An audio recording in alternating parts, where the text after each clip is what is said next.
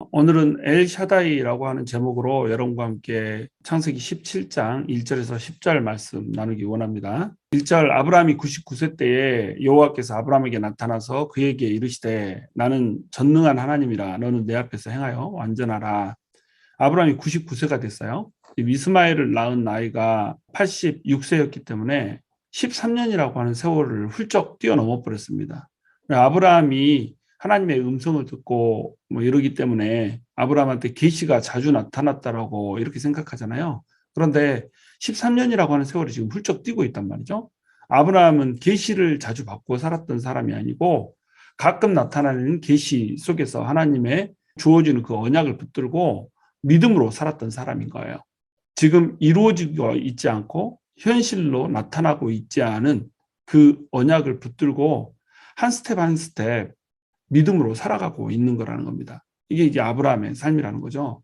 99세가 됐다 이 말은 지금 86세에서 96세까지 13년이라고 하는 세월을 아무런 계시 없이 하나님께서 주신 언약을 붙들고 살아간다라고 하는 겁니다. 99세는 아무것도 할 수 없는 이런 상태입니다. 절망의 상태죠.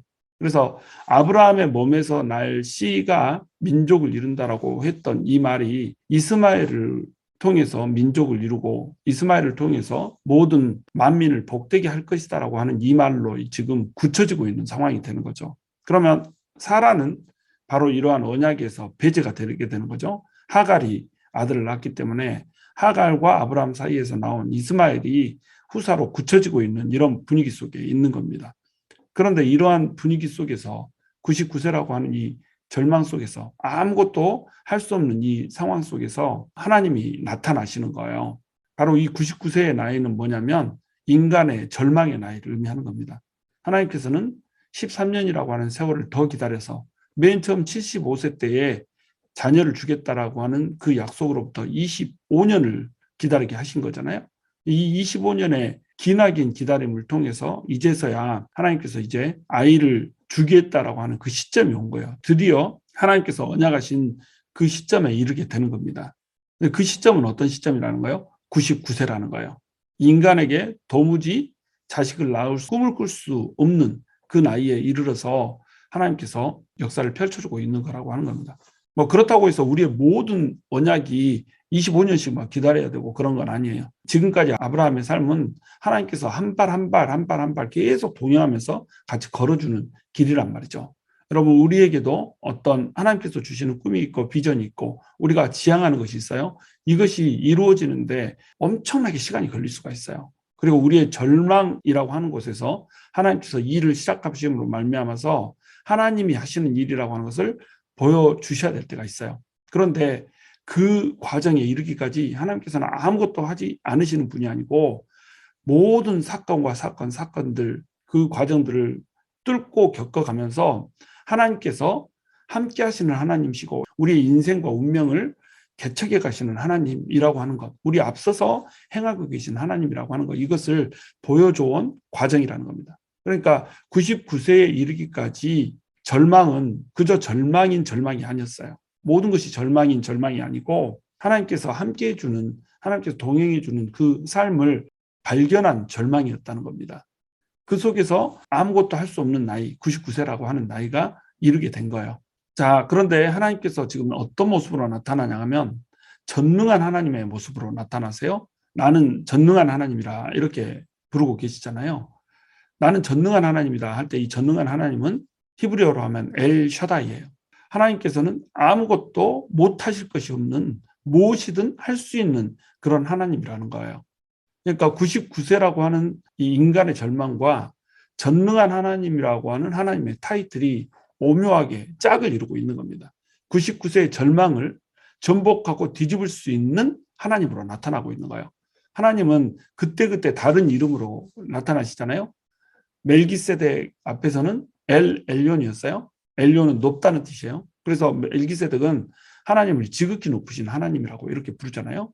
왜 그러냐면 모든 왕들이 와서 각자 자기가 높다라고 생각하고 각자 자기가 자기 힘으로 다른 사람을 부려먹을 수 있다라고 생각하는 거예요. 그런데 아브라함이 혼자서 길린 318명의 사병들을 데리고 가서 이 4명의 강력한 왕들을 파쇄를 시켜버리잖아요.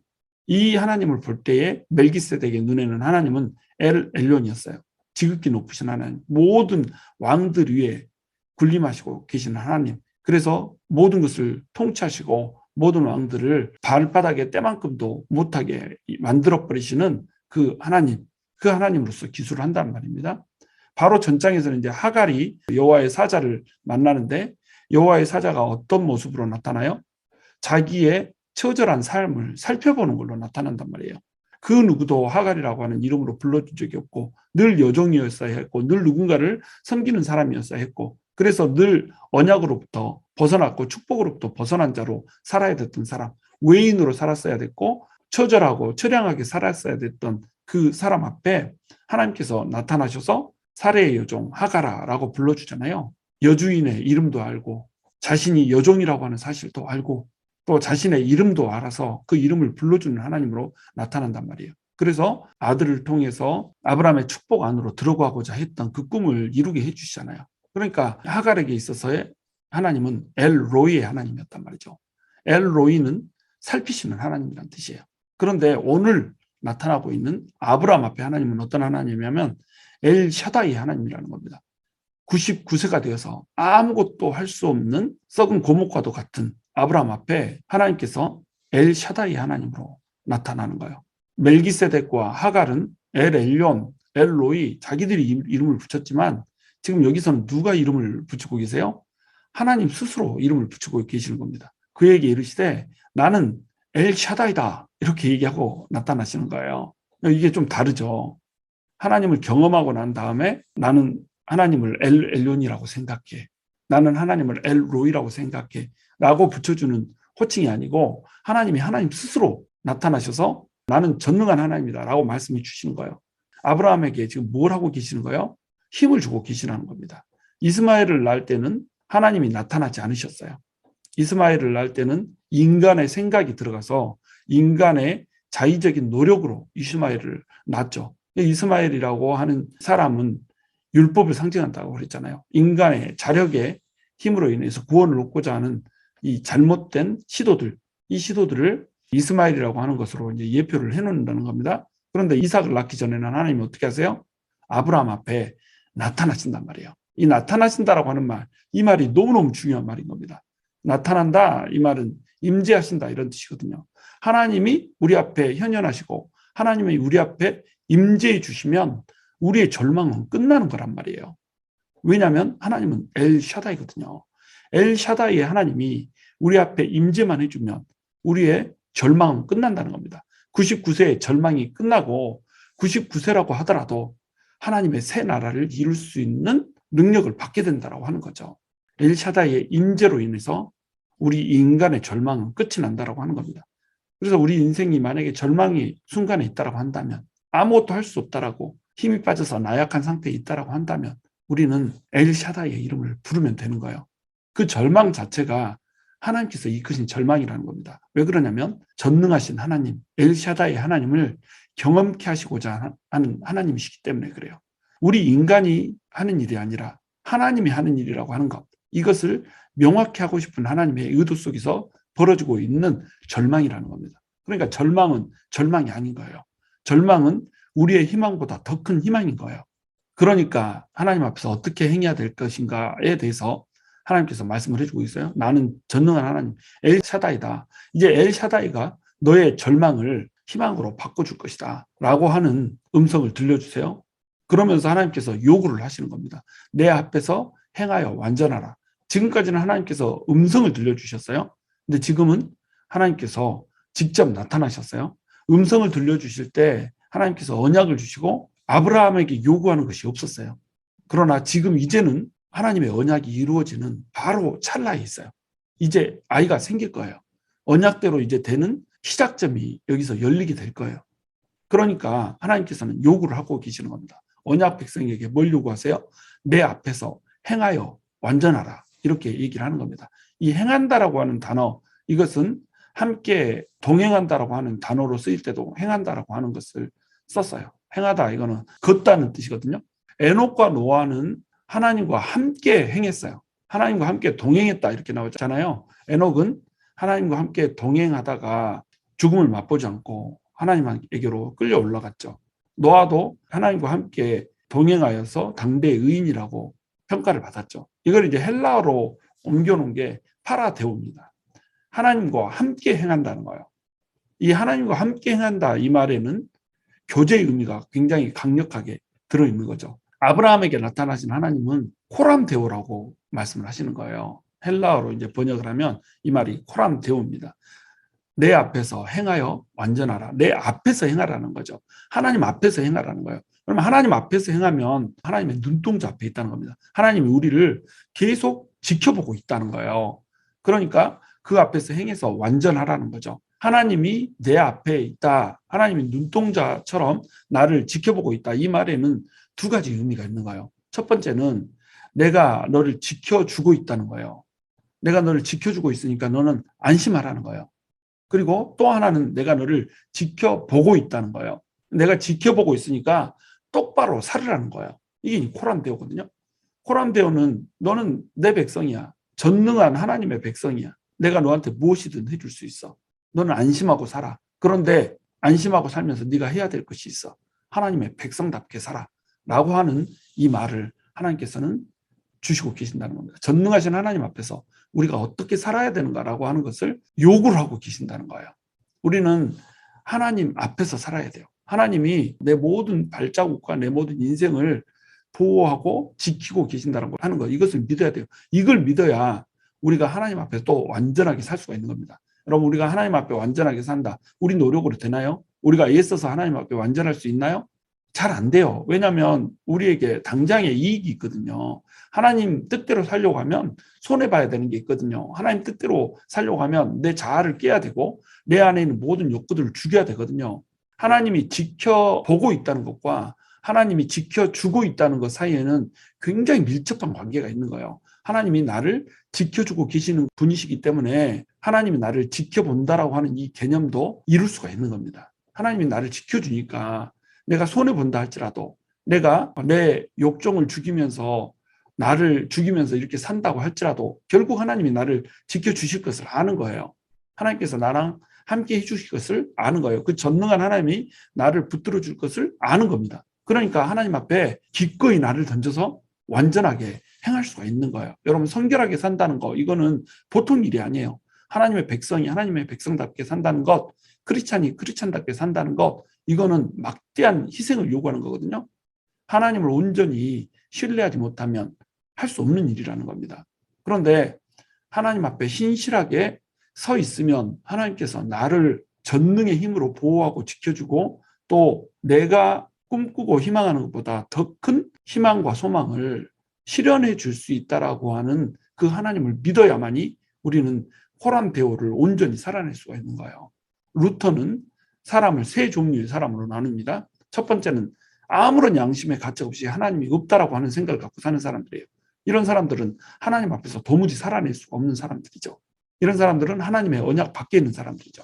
두 번째 사람은 율법 앞에 사는 사람인 겁니다. 이 사람들은 하나님이 지켜보고 있다라는 생각으로만 가득 차 있는 거죠. 거기에 집중되어 있는 사람입니다. 그러니까 율법의 의의로 내가 거룩해지고 구원을 얻을 수 있다고 생각하는 거예요. 내 노력으로 내가 애를 써서 하나님 앞에 신실하게 한번 살아보려고 애쓰는 사람인 겁니다. 근데 이렇게 애를 쓰면 애를 쓸수록 그것이 안 된다는 것을 알게 돼요. 한 번 실패하고 두 번 실패하고 세 번 실패하고 반복돼서 실패하다 보면 좌절하게 된다는 겁니다. 그러면 하나님 앞에 불안에 떨게 되는 거예요. 하나님 앞에서 똑바로 못 살았거든요. 그러니까 좌절하게 되고 절망하게 되고 두려움 가운데서 하나님은 무서운 하나님, 나한테 벌 줄 것 같은 하나님, 그렇기 때문에 벌 받지 않기 위해서 하나님을 달래야 되는 이런 신앙생활을 한다고 하는 겁니다. 이게 뭐 선앙당에서 비는 것과 무슨 차이가 있어요? 율법주의로 살려고 하면은 결국 율법대로 살아낼 수가 없어요. 율법주의로 살아내면 율법을 지키면서 사는 것처럼 나를 포장하면서 살 수밖에 없다는 겁니다. 안 되거든요. 그러니까 어떻게 산다는 거예요? 세 번째, 인간으로 산다는 겁니다. 이건 은혜 앞에서 사는 거예요.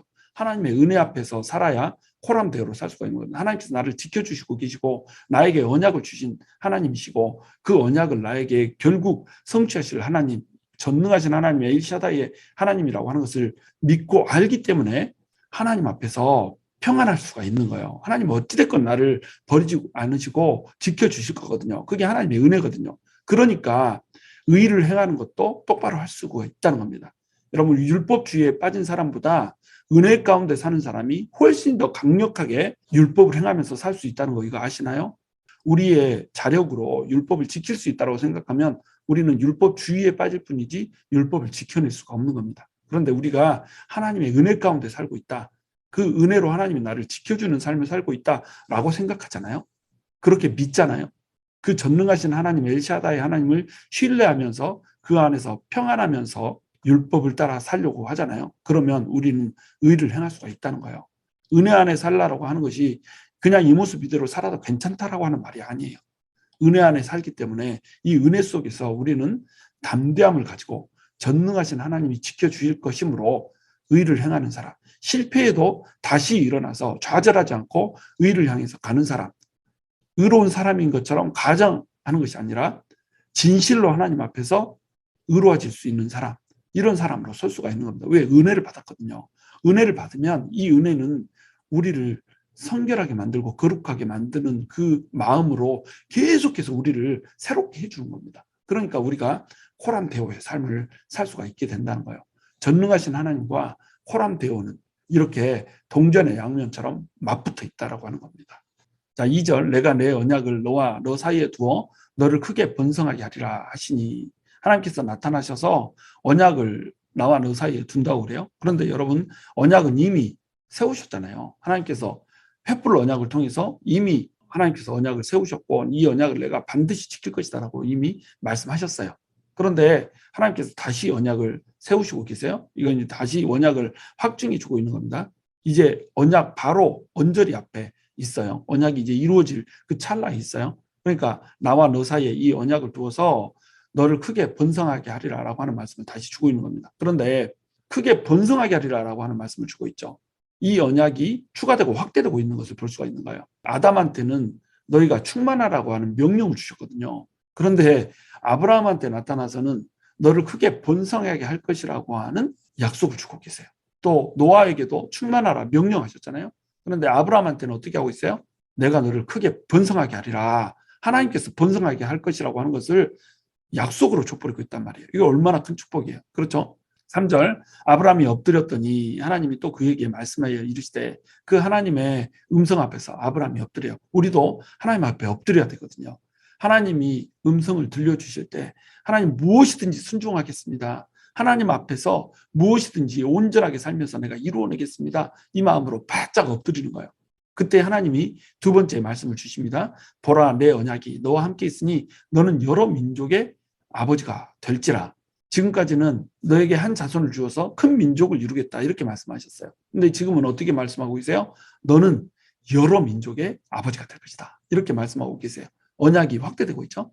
이제 후로는 내 이름을 아브라함이라 하지 않냐고 아브라함이라 하리니 이는 내가 너를 여러 민족의 아버지가 되게 함이니라. 내가 너로 심히 번성하게 하리니 내가 내게서 민족들이 나게 하며 왕들이 내게로부터 나오리라. 자, 아브라함에서 아브라함으로 이름을 바꿔줘요. 여러분 구약에서는 이 이름이 그냥 부호가 아니에요. 지금 현대를 살아가는 우리한테는 뭐 이름을 지을 때 부모의 자식에 대한 소망을 갖고 이름을 짓는 경우도 많지만 그냥 가볍게 이름을 짓는단 말이에요. 그리고 소망을 갖고 이름을 줬다고 할지라도 그 이름 뜻대로 사람들이 살지 않죠. 이 이름은 부호인 거예요. 부호. 자, 너는 이 부호다. 땡땡이 부호, 별표 부호, 당구장 부호 이렇게 부호를 주듯이 우리한테 부호를 주는 거예요. 다른 사람과 구별하는 어떤 표식 같은 이런 것이 우리 이름이죠. 그런데 하나님께서는 이 구약에서 이름을 어떻게 하세요? 이 이름이 그 사람의 인격과 운명이 되는 겁니다. 그러니까 아브라함이라고 하는 이름을 아브라함이라고 바꿔주는 거예요. 아브라함의 이름의 뜻은 뭐죠? 높은 아버지 이런 뜻이에요. 아버지는 높으시다 이런 뜻이에요. 이때 아버지는 난 겁니다.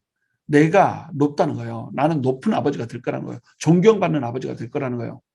나는 큰 아버지가 될 거라는 거예요. 사람들 앞에서 어깨에 힘을 줄 수 있는 아버지, 위대한 아버지가 되겠다 이런 뜻을 가지고 있는 거예요. 그런데 아브라함이 큰 아버지가 됐나요? 자기는 큰 아버지가 되고자 했어요. 높은 아버지가 되고자 했어요. 그런데 자기 힘으로 아들 하나 낳을 수 없는 이런 사람이 아브라함이었잖아요.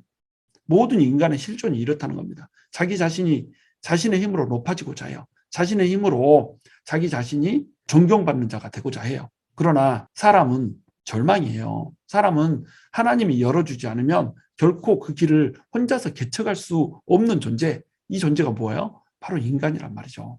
그냥 사람이 자기 스스로 자기 운명을 개척할 수 있다라고 믿고 아브라함으로 살아갈 때는 아무것도 할 수가 없는 겁니다. 높은 아버지, 스스로 내가 높아진 사람으로 살고자 하는 이 교만을 안고 살아갈 때는 인간은 절망에 처할 수밖에 없게 되는 거예요. 아브라함의 절망은 여기서 오는 거예요. 하나님이 없다라고 하는 데서 절망이 오는 겁니다. 그런데 하나님께서 나타나 주셔서 이름을 아브라함으로 바꿔준단 말이죠. 아브라함과 아브라함 사이에는 뭐가 있어요? 엘샤다이의 하나님의 임재가 있었단 말이에요. 엘샤다이의 하나님의 그 임재가 있으면 엘샤다이의 임재로 인해서 아브라함은 아브라함으로 바뀌어지는 거예요.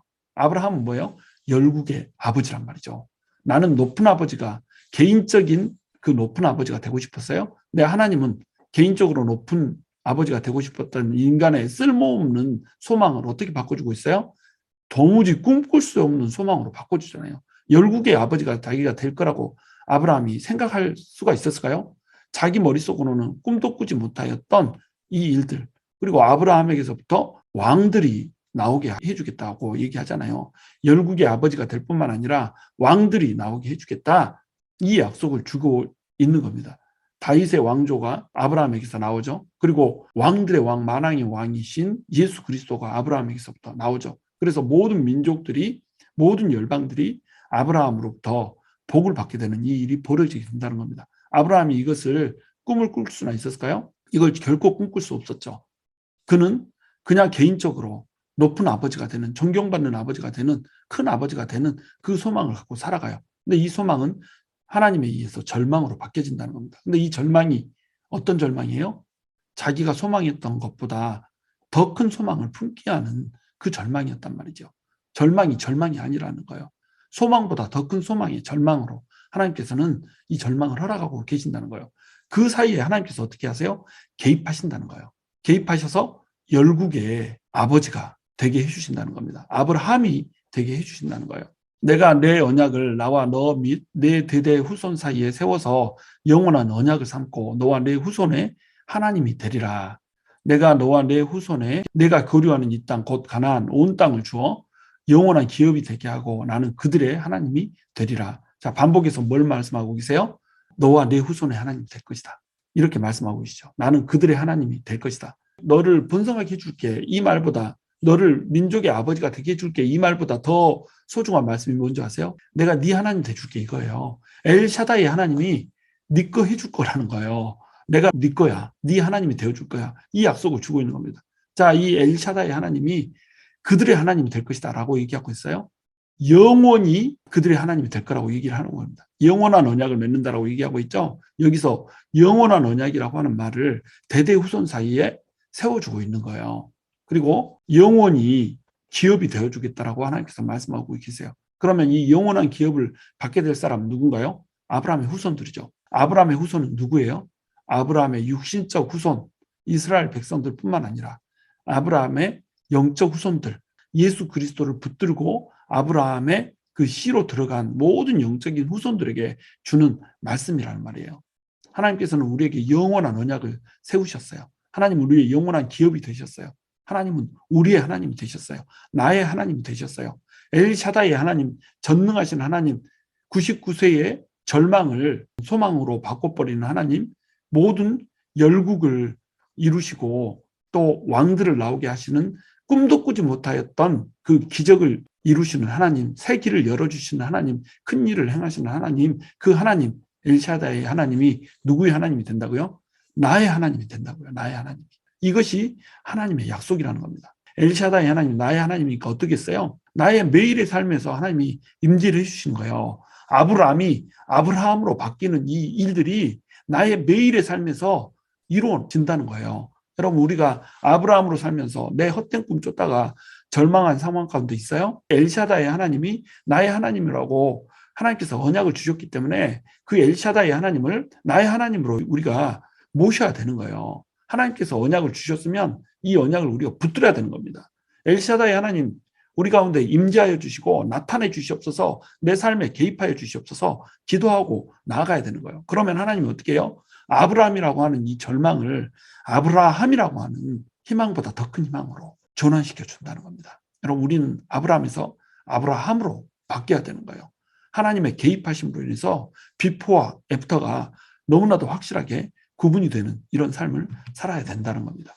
9절, 하나님이 또 아브라함에게 이르시되 그런즉 너는 내 언약을 지키고 내 후손도 대대로 지키라. 자, 언약을 지키라고 말씀하고 계세요. 지켜야 되는 언약이 뭐예요? 너희 중 남자는 다 할례를 받으라. 이것이 나와 너희와 너희 후손 사이에 지킬 내 언약이니라. 하나님께서는 이 횃불 언약을 세울 때 어땠어요? 쪼개진 짐승 사이를 하나님 홀로 횃불의 임재 가운데 걸어가시잖아요. 이 말은 뭐예요? 이 언약이 깨지면 내가 너네를 위해서 이 쪼개진 짐승처럼 쪼개져서 죽을 것이다 라고 하는 언약이잖아요. 하나님의 언약은 엄중해요. 언약이 깨지면 내가 너네를 위해서 대신 죽어줄게. 그런데 하나님께서 우리에게 요구하시는 이 언약은 뭐예요? 고작 할례란 말이에요. 할례. 우리 몸의 어떤 일부를 잘라내는 것도 아니고 없어도 되는 어떤 껍데기 하나 잘라내는 것, 요게 하나님께서 우리에게 요구하시는 언약이란 말이에요.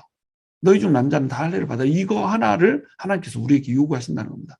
근데 이 할례를 하나님께서 요구하시는 이유는 뭐예요? 할례를 받고 나면 소변을 볼 때마다, 목욕을 할 때마다, 옷을 갈아입을 때마다 뭘 생각하게 돼요? 이걸 보면서 언약을 생각하게 된단 말이에요. 이게 호람 데오와 똑같은 의미를 갖는 겁니다.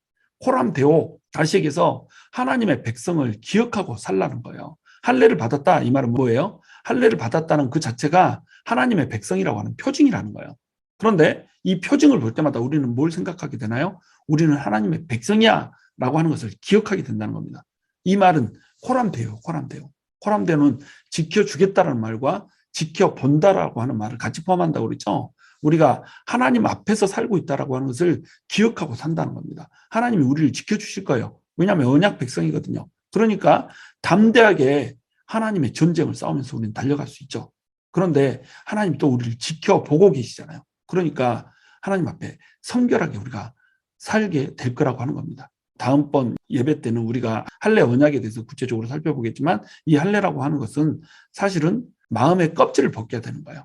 육체의 할례는 한 번 껍데기를 벗겨내면 영원히 가는 거잖아요. 근데 마음의 할례는 계속해서 받아야 되는 겁니다. 우리는 할례 받은 육체의 할례를 보면서 지속적으로 우리 마음속에 껍데기를 벗겨내야 되는 겁니다. 껍질을 벗기고 또 벗기고 또 벗기고. 이 껍질은 어떤 껍질일까요? 하나님과 우리 사이에 언약을 잊게 하는 껍질, 하나님을 바라보지 못하게 하는 껍질, 엘샤다이 하나님이 우리 삶 가운데 임재하지 못하게 하는 그 껍질, 그 죄악의 껍질, 정욕의 껍질, 불신의 껍질, 염려의 껍질, 불안감의 껍질, 두려움의 껍질들을 날마다 벗겨내면서 살아야 된단 말이에요. 그래서 육신의 할례가 필요한 거라는 겁니다. 여러분, 우리가요, 하나님을 기억할 수 있어야 돼요. 늘상 하나님을 기억해야 되는 겁니다. 다윗 같은 경우에는요, 하나님을 어떻게 기억했냐면 하늘을 보고 기억했어요. 다윗은 계속 도망 다니잖아요. 도망 다니면서 하나님을 의뢰하기를, 하나님을 바라보기를 요구받잖아요. 근데 하나님 눈에 안 보이는데 하나님을 어떻게 바라보나요? 하늘을 바라보면서 하나님을 바라봤다는 겁니다. 쫓겨다니면 쫓겨다니는 그 땅이 다 다르잖아요. 어떤 때는 굴로 가고, 어떤 때는 광야로 가고, 어떤 때는 숲으로 가고, 이렇게 하면 자기가 처한 환경은 계속 변화되는 거예요. 쫓겨다녀야 되니까. 그런데 변화되지 않는 게 하나 있더라는 거죠. 하늘을 올려다보면 변화가 없다라는 거예요. 하늘은 숲에서 보는 하늘, 광야에서 보는 하늘, 굴 속에서 바라보는 하늘, 하늘들이 다 똑같은 하늘이란 말이죠. 하늘 위에 별들이 있고, 하늘이 펼쳐져서 변함없이 그 자리에 있는 하늘, 그 하늘을 볼 때마다 변함없는 하나님, 태양을 볼 때마다 저 누구나 신으로 모시는 그 태양을 창조하신 그 하나님을 바라볼 수가 있더라는 거죠. 하나님을 기억하는 수단으로 다윗은 하늘을 올려다봤다는 겁니다. 우리한테 하나님을 기억하는 수단이 있어야 돼요. 매일의 삶에서 하나님이 매 순간 기억돼야 되는 그 삶을 우리가 살아야 된다는 말이에요. 그것을 이스라엘 백성들은 할례로 받았던 겁니다. 우리는 무엇을 받나요? 우리는 무엇을 하나님을 기억하는 수단으로 삼고 사나요? 여러분, 우리에게 하나님을 기억할 만한 통로가 있어야 돼요. 채널이 있어야 돼요. 그래야지 우리가 코람데오의 삶을 살 수가 있는 겁니다. 여러분, 우리가 코람데오의 삶을 살 때, 그때 엘샤다의 하나님은 우리의 삶에 임재하여서 우리의 삶에 개입하신다는 거예요. 여러분, 우리가 하나님이 개입하는 삶을 삽시다. 엘샤다이의 하나님이 하나님의 언약대로 우리의 하나님 되고 늘 지켜봐 주시는 그 하나님이 되게 합시다. 그러려면 우리 하나님을 기억해야죠. 코람데오, 하나님 앞에서 우리가 살아야 되죠. 하나님은 늘상 우리 앞에 계세요.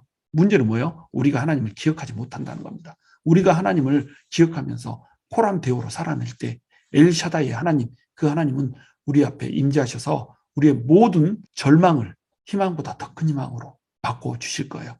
그러한 은혜가 있게 되기를 주님의 이름으로 축원합니다.